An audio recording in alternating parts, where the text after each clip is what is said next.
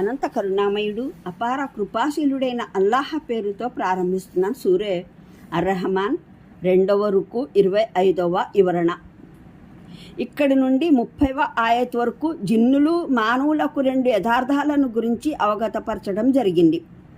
1, మీరు స్వయంగానూ అనస్పరులు కారు. మీరు ప్రపంచంలో ప్రయోజనం పొందుతున్న ఈ వస్తు సామాగ్రి కూడా అక్షయం కాదు. అనస్వరము అక్షయము అయినది కేవలం ఆ దేవుడు మహానీయుడు, మహిమాన్వితుడు, మహాపవిత్రుడు అయిన ఆయన వ్యక్తిత్వం ఒక్కటే. ఆయన ఉత్కృష్ట ఘనతకు ఈ విశ్వమే సాక్ష్యం. ఆయన అనుగ్రహం వల్లనే మీకు ఈ వరప్రసాదాలన్నీ ప్రాప్తమయ్యాయి. ఇక మీలో ఎవరైనా ఉన్నదేదైనా నేనే తప్ప మరేదీ లేదని పొగరుతో విర్రవీగితే ఇది అతని అల్పబుద్ధి అని మాత్రమే అనవలసి ఉంటుంది. తన కొద్దిపాటి పరిధిలో తెలివి తక్కువవాడు ఎవడైనా తానే మహనీయుడునని ఢంకా మ్రోగించి చాటుకున్నా, లేదా తనకు హస్తగతమై ఉన్న కొందరు మనుషులకు దేవుడై కూర్చున్నా, ఈ వంచనా తెరలు ఎంతకాలం నిలుస్తాయి? విశ్వంలో ఈ భూమి స్థానం ఒక బఠానీ గింజకు సమానం కాజాలదు. దాని ఒక్క మూలలో 10, 20 లేదా 20, 60 ఏళ్ళు సాగే ఆ దైవత్వమైన పెద్దరికమైన ఆ తర్వాత గత చరిత్రగా మారిపోతుంది. అది ఒక దైవత్వమేనా? అది ఒక గొప్పదనమేనా? ఎవరైనా పొంగిపోవడానికి? ఈ 2 సృష్టి రాశుల్ని హెచ్చరించడం జరిగిన 2వ ముఖ్యమైన యథార్థం.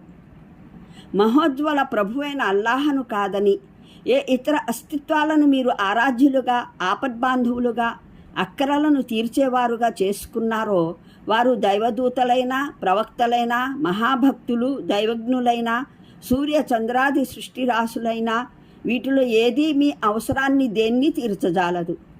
పాపం వారంతా స్వయంగానే తమ అవసరాలకు, అక్కరలకు అల్లాహ్ ఎడల ఆపేక్ష గలవారు. స్వయాన వారి చేతులే ఆయన సమక్షంలో చాచి ఉన్నాయి. వారు స్వయంగానూ తమ ఆపదలను తమ సొంత బలంతో తప్పించుకోలేరు. మీకు వారు చేసే ఆపద్బాంధవ్యం ఏముంటుంది? భూమి నుండి ఆకాశాల వరకు అంతులేని ఈ విశ్వంలో జరిగేదేదైనా అంతా కేవలం ఒక్కగానొక్కడైన ఆ దైవం ఆజ్ఞల మేరకే జరుగుతోంది. ఈ క్రియా ఆచరణలో ఎవరికీ ఎటువంటి జోక్యం లేనప్పుడు అవి ఏ వ్యవహారంలోనైనా, ఏ మనిషికైనా అతని అదృష్టాన్ని ఎలా ప్రభావితం చేయగలవు? ఇక్కడ సమయం, సందర్భం ద్వారా స్వయంగానే జోత్కమవుతుంది. అలా అన్న పదం నైపుణి మహిమల అర్థంలో ప్రయోగించబడిందని. నస్పర సృష్టి రాశుల్లో ఎవరు తన ఘనత, పెద్దరికాల ధీమాకు లోనవుతాడో, తన భూటకపు దైవత్వం అక్షయమని విర్రవీగుతాడో, నీలుగుతాడో, అతను తన నోటితో కాకపోయినా తన ఆచరణ ద్వారా నిఖిల జగతికి ప్రభువైన దేవుని మహానీయతను, మహోజ్వలతను కాదంటున్నాడు. అతని గర్వమే స్వయంగా అల్లాహ్ గొప్పతనాన్ని కాదనడం. అతను తనలో ఏ మహత్తు ఉందని తన నోటి ద్వారా వాదించినా, లేదా తన మనసులో స్వాత్కర్షగా అనుకున్నా అతడు నిజ ఉత్కృష్టతా స్వామి స్థాయిని నిరాకరిస్తున్నాడన్న మాట. అంటే ఈ విశ్వకర్మాగారంలో అనునిత్యం ఆయన క్రియాశీలతకు సంబంధించిన అనంతమైన పరంపర సాగుతోంది. ఒకరికి మృత్యువునిస్తున్నాడు, మరొకరికి బ్రతుకునిస్తున్నాడు, ఒకరిని లేపి నిలబెడుతున్నాడు, మరొకరిని పడవేసి కృంగదీస్తున్నాడు, ఒకరికి స్వాస్థతనిస్తే మరొకరిని వ్యాధికి గురి చేస్తున్నాడు, ఒకడు మునుగుతుంటే కాపాడుతున్నాడు, మరొకడు తేలుతుంటే ముంచుతున్నాడు. అగణ్యమైన సృష్టిరాశులకు ఎన్నో విధాలుగా ఆహారాన్ని అందజేస్తున్నాడు. అసంఖ్యాకమైన వస్తువుల్ని కృంగత్త రూపురేఖలతో, గుణగణాలతో పుట్టిస్తున్నాడు. ఆయన లోకం ఎన్నడూ ఒక స్థితిలో నిలవదు. అనుక్షణం పరిస్థితులు మారుతూ ఉంటాయి. దీని కర్త అనునిత్యం దీనికొక కొత్త రూపుతో తీర్చిదిద్దుతూ ఉంటాడు. అది వెనుకటి రూపాలన్నింటికీ భిన్నమై ఉంటుంది. ఇక్కడ అలా అన్న దాని భావం గుణగణాలన్నదే అత్యధికంగా సముచితమనిపిస్తోంది. ఏదో ఒక విధమైన షిర్క్ చేసే ప్రతి వ్యక్తి వాస్తవానికి పరమప్రభు లక్షణాలలో ఏదో ఒక దాన్ని ఆబద్ధీకరిస్తున్నాడు. ఎవరైనా ఫలానా మహనీయుడు నా వ్యాధిని నయం చేశాడు అని అంటే దానికి నిజమైన అర్థం నివారణ ప్రసాదించినవాడు అల్లాహ్ కాదు, ఆ మహనీయుడే అన్నది. ఫలానా మహనీయుని అనుగ్రహం వల్ల నాకు ఉపాధి దొరికింది అని అంటే వాస్తవానికి ఉపాధి ప్రదాత అల్లాహ్ కాదు, ఆ మహనీయుడే. ఉపాధి ప్రదాత అని అతను అంటున్నాడు. ఫలానా దివ్యస్థానంలో నా కోరిక నెరవేరింది అని ఎవరైనా అంటున్నాడంటే భావం నిజానికి ప్రపంచంలో సాగే అధికారం ఆజ్ఞ అల్లాహ్ అధికారం ఆజ్ఞ కాదు, ఆ మహనీయుని ఆజ్ఞ చలామణిలో ఉంది అన్నది. అంటే ప్రతి షిర్కె బహుదైవ విశ్వాసం, బహుదైవ భావన అంతిమ విశ్లేషణ రీత్యా దేవుని లక్షణాల నిరాకరణగానే పరిణమిస్తుంది. షిర్కె బహుదైవారాధనకు భావం ఇదే. మనిషి ఇతరుల్ని సర్వం వినేవాడు, సమస్తం చూసేవాడు, అగోచర జ్ఞానం కలవాడు, సాధికారికంగా ఏదైనా చేయగల స్వతంత్రుడు, అన్నింటిపైన శక్తి సామర్థ్యాలు అధికారాలు గలవాడు, ఇంకా దైవత్వపు ఇతర లక్షణాలన్నీ గలవాడు అని పరిగణిస్తున్నాడన్నమాట.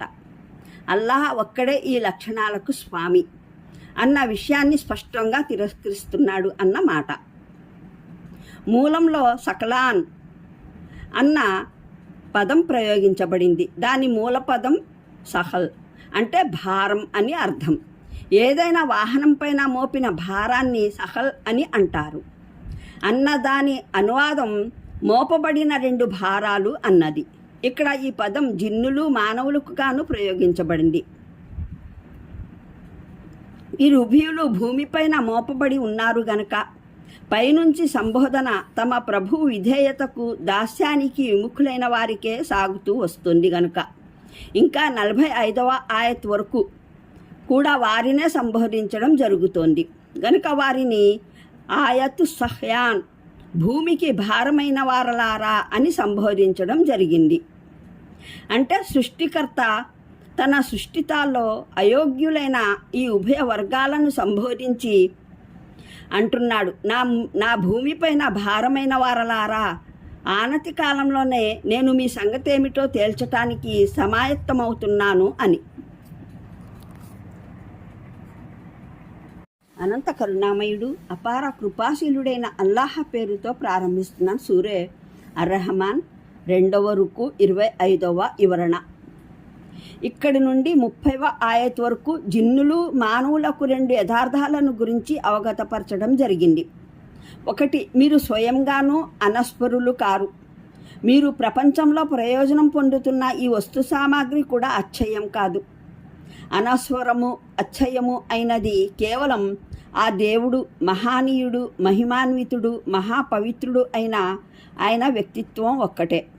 ఆయన ఉత్కృష్ట ఘనతకు ఈ విశ్వమే సాక్ష్యం. ఆయన అనుగ్రహం వల్లనే మీకు ఈ వరప్రసాదాలన్నీ ప్రాప్తమయ్యాయి. ఇక మీలో ఎవరైనా ఉన్నదేదైనా నేనే తప్ప మరేదీ లేదని పొగరుతో విర్రవీగితే ఇది అతని అల్పబుద్ధి అని మాత్రమే అనవలసి ఉంటుంది. తన కొద్దిపాటి పరిధిలో తెలివి తక్కువ వాడు ఎవడైనా తానే మహనీయుడునని ఢంకా మ్రోగించి చాటుకున్నా, లేదా తనకు హస్తగతమై ఉన్న కొందరు మనుషులకు దేవుడై కూర్చున్నా ఈ వంచనా తెరలు ఎంతకాలం నిలుస్తాయి? విశ్వంలో ఈ భూమి స్థానం ఒక బఠానీ గింజకు సమానం కాజాలదు. ఆ దాని ఒక్క మూలలో 10, 20 లేదా 20, 60 ఏళ్ళు సాగే ఆ దైవత్వమైన పెద్దరికమైన ఆ తర్వాత గత చరిత్రగా మారిపోతుంది.